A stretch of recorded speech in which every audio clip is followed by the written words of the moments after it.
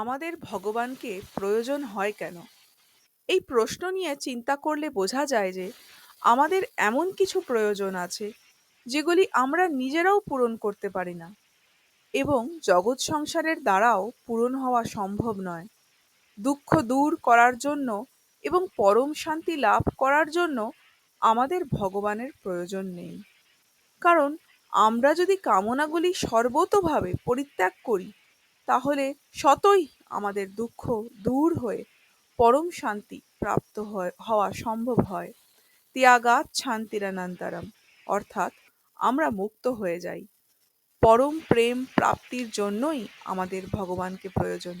কেননা আমরা ভগবানেরই অংশ। যেসব ব্যক্তি জাগতিক দুঃখ থেকে মুক্তি চায়, পরাধীনতা থেকে মুক্ত হয়ে স্বাধীন হতে চায়, তারা মুক্ত হয়ে যায়।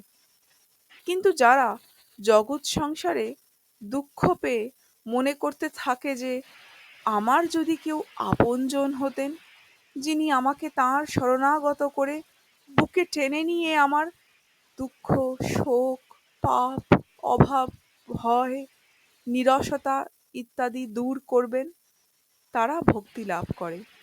তাৎপর্য হলো এই যে মুক্তি প্রাপ্ত হবার জন্য ঈশ্বরের প্রয়োজন নেই, কিন্তু ভক্তি লাভ করার জন্য ঈশ্বরের প্রয়োজন হয়।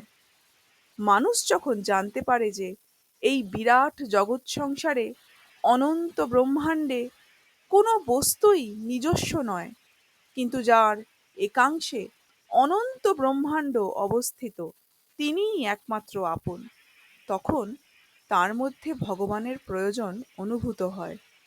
কারণ নিজস্ব বস্তু একমাত্র তাই হতে পারে যা সর্বদা আমাদের সঙ্গে থাকে এবং আমরাও সর্বদা তারই সঙ্গে থাকি, যা কখনো আমাদের থেকে আলাদা হয় না এবং আমরাও কখনো তার থেকে পৃথক হই না। ভগবানই একমাত্র সেই বস্তু হতে সক্ষম। এখন প্রশ্ন আসতে পারে যে যখন মানুষের ভগবানকে প্রয়োজন, তখন ভগবানকে কেন পাওয়া যায় না? এর উত্তর হলো যে মানুষ ভগবান প্রাপ্তি ছাড়াই সুখ ও আরামে থাকে।